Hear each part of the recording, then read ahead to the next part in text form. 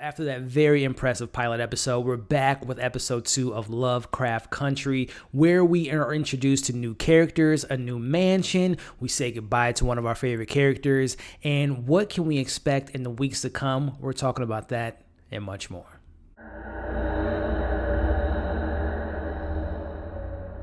Episode 2 was titled Whitey's on the Moon. Recovering from their terrifying night, Leti and George luxuriate in their new surroundings. Atticus grows suspicious of their Ardham Lodge host, Christina and her elusive father Samuel, who unveil cryptic plans for Atticus' role in their upcoming Sons of Adam ceremony. Later, after Tick, Leti, and George stumble upon a clue that could lead them to Montrose, takes them down a unwelcome walk down memory lane. Hey, what's going on, everybody, and welcome back to Movie Files. Elliot here to talk about the latest episode, Whitey's on the Moon, episode 2 of Lovecraft Country. A very different episode, but very interesting things that we get revealed in this episode. Very excited to talk about it in this spoiler discussion. If you haven't seen it yet, full spoilers ahead. Check out the episode and then come back and join this conversation. But before we dive into this discussion, as you all can see on the screen now, make sure you're following me on all my other social media accounts. That way you can stay up to date with what's going on here at Movie Files. If you are new to the channel, welcome, subscribe, hit the notification bell so you don't miss any of that new content.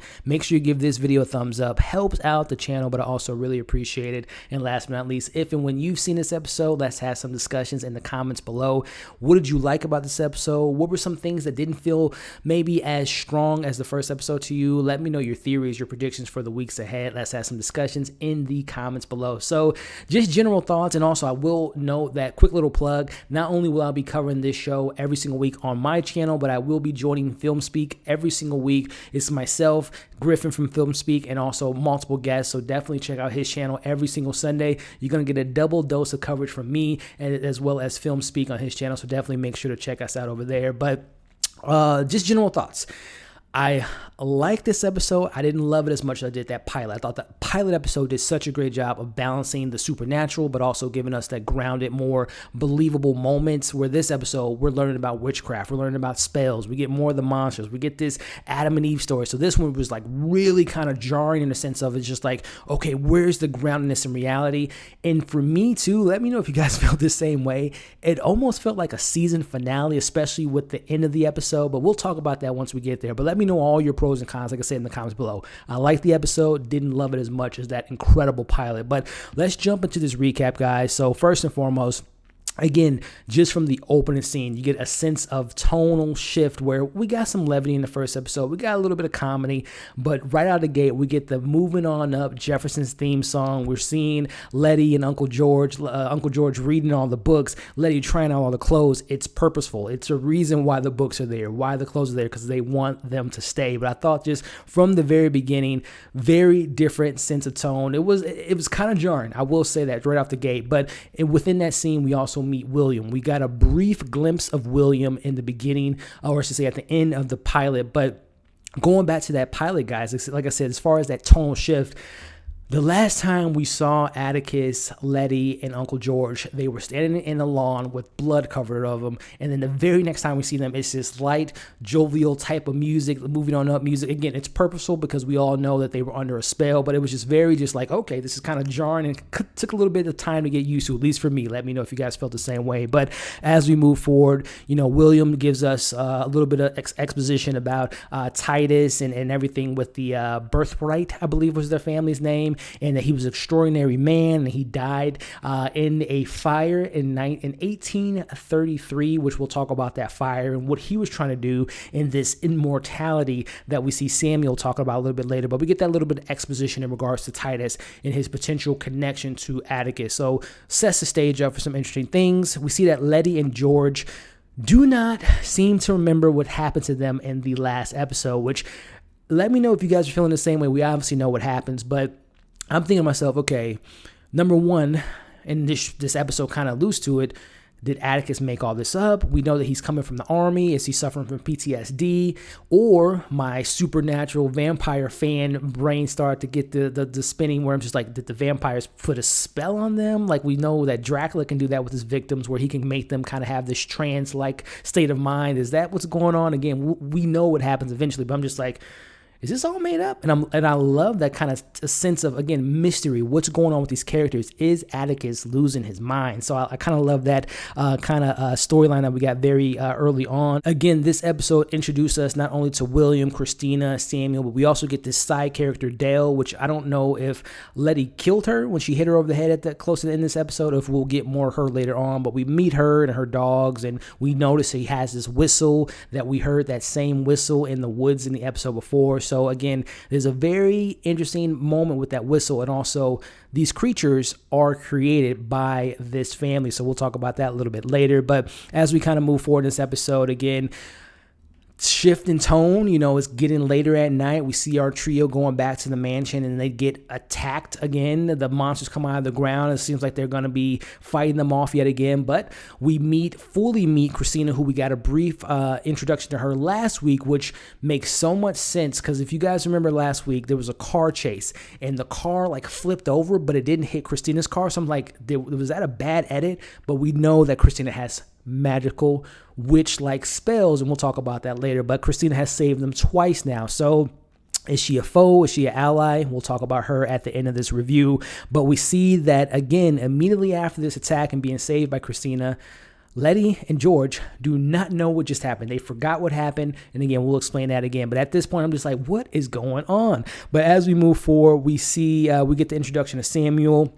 Braithwhite. Again, let me know if I'm pronouncing that right. It's Braithwhite, I believe is her name. But either way, we get the introduction to him. We see that he's getting his surgeries done. He's taking his rib out, which we'll talk about that scene later on. Very Hannibal Lecter scene. But we see that he's very biblical. And this whole episode kind of touches on the theme of the Garden of Eden, paradise, and that these men, these white men, want to transcend into paradise by using Atticus, a black man. So very, again, plays into this Whitey's on the Moon title that we'll talk about at the end. And that meaning of that particular title there. But we meet Samuel. We see him give us the exposition of like what he's trying to do in regards to Adam and Eve messing up the order of things, and they want to go back to paradise. So we get the kind of introduction of him. But in the midst of all this introduction of Samuel, we also see that Uncle George, while in I believe it's his room or just maybe another room, he finds his book, and he goes into this secret room, and we find the Order of the Ancient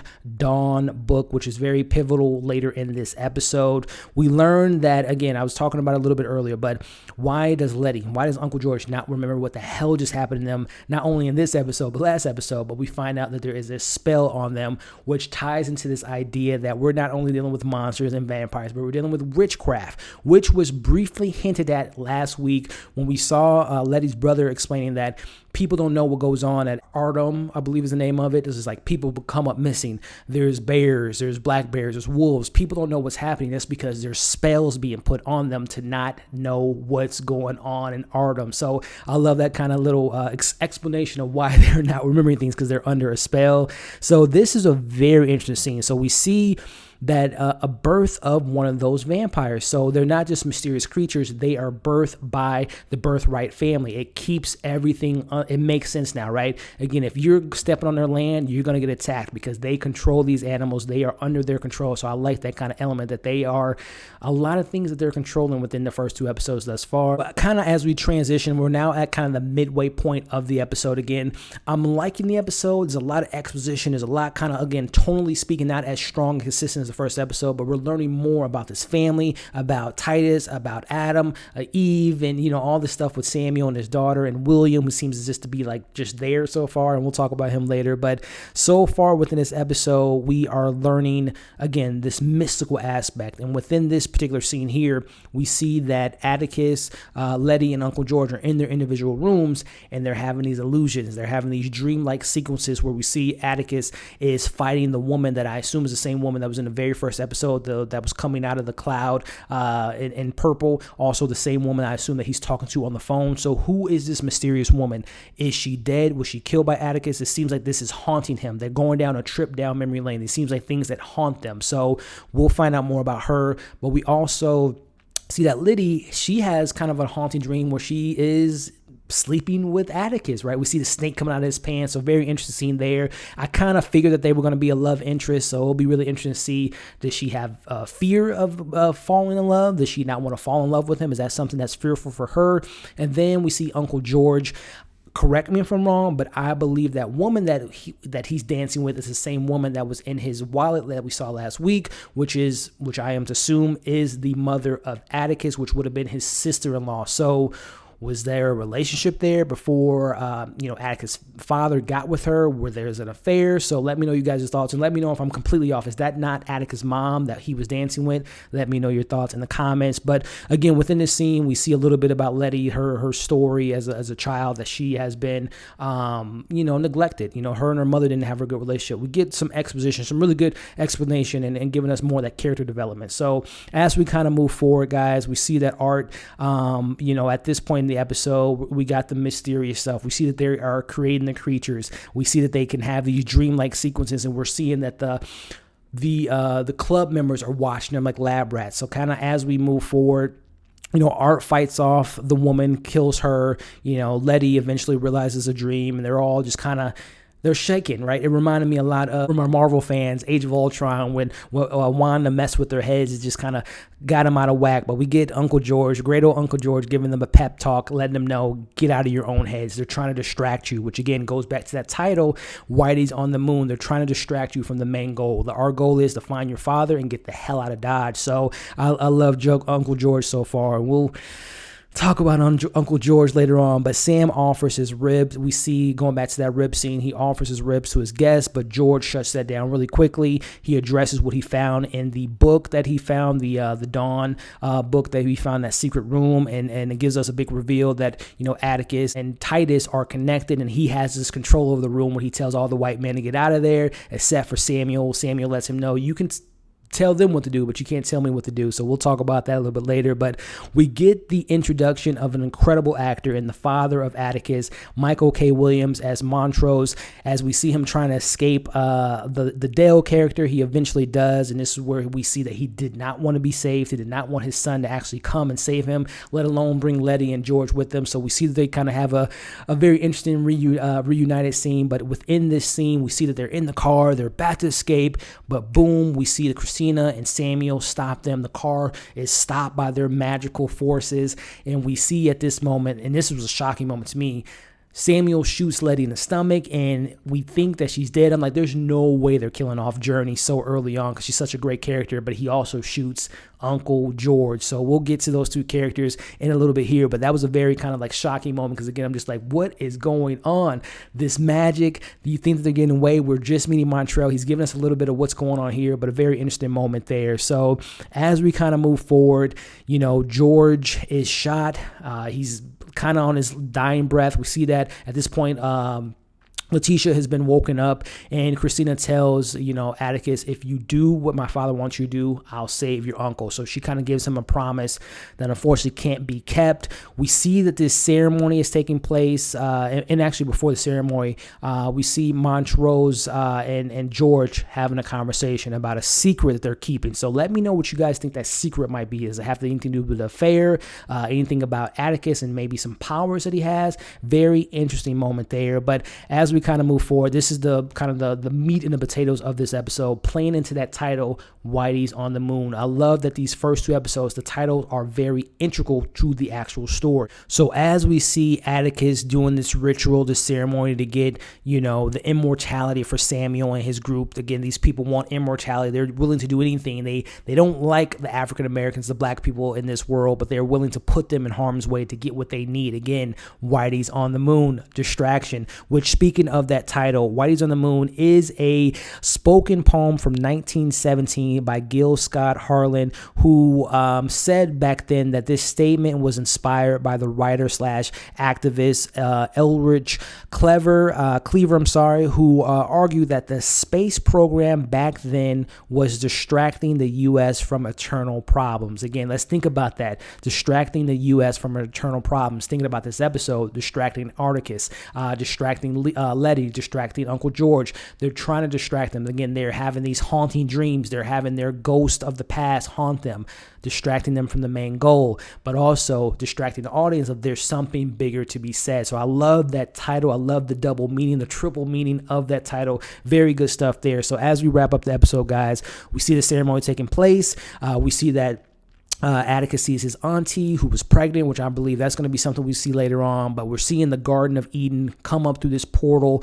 We see that Atticus fights it off, and in doing so, in that process, he kills Sam, he kills the members of the club, and destroys the house. So again, like I said up top, this felt to me like a season finale, because as we see the destruction of the house coming down, we get the most emotional moment for me personally, because I love this character.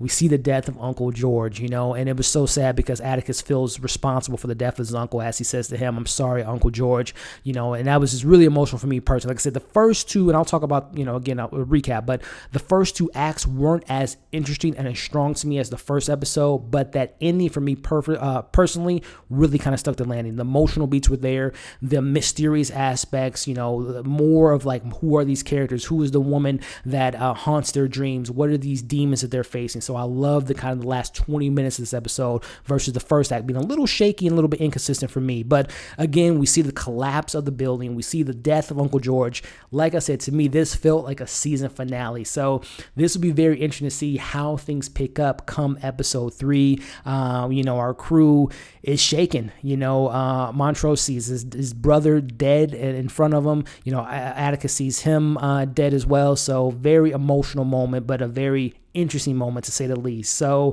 like I said, just overall thoughts, this felt like a season finale. The first half wasn't as strong, but the second half definitely picked up its momentum and got more intriguing. I still feel like that first episode was just perfect almost in my eyes. But questions that I have left, and I would love to know you guys' thoughts on these questions. So will Uncle George be brought back to life? We saw that Letitia was able to be woken up by Christina.